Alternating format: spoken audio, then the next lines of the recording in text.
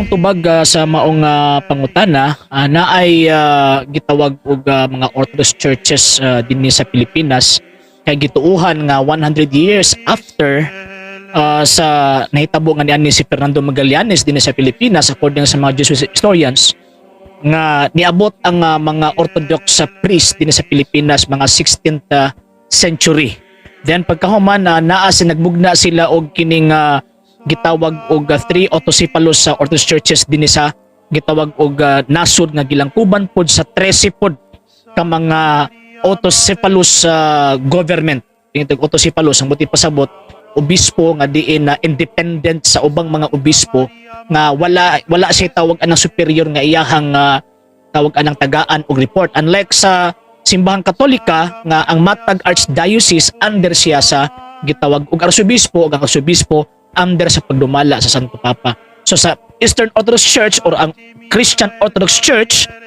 ang ilahang gitawag og pamaagi sa pagdumala, ang maong gitawag og ilahang diocese gidumalahan sa usa ka independent nga obispo nga walay si bisan kinsa nga iyahang tagaan og tawag ining submission, unya pagkahuman magdumala sila nga independent pod sa ubang mga archdiocese dinhi sa gitawag og Pilipinas. So sa niini ang Antiochian Orthodox Christian Mission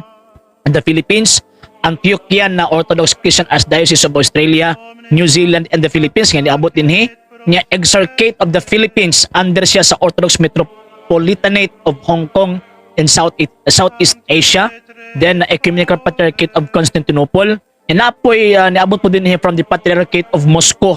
nga naa diocese sa Philippines, sa Pilipinas ug sa gitawag og Vietnam. So I think mga 16 na klase ng mga Orthodox churches ang niabot din sa Pilipinas ug pero dili gyud sila ingon ana kadaghan, minority lang gihapon gud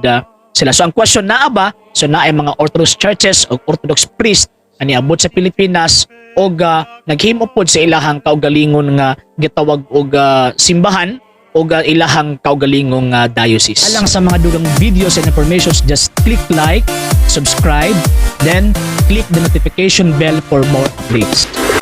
Ibisan kinsa nga naay ang mga pangutana, clarification, isulat lang or isend lang ang inyong mga questions diha sa comment box kay para ato ang mabasa ug mapaningkamutan nato ang matagaan ug igong pagtubag subay sa gitudlo sa Iglesia Katolika, sa kasaysayan ug sa Biblia.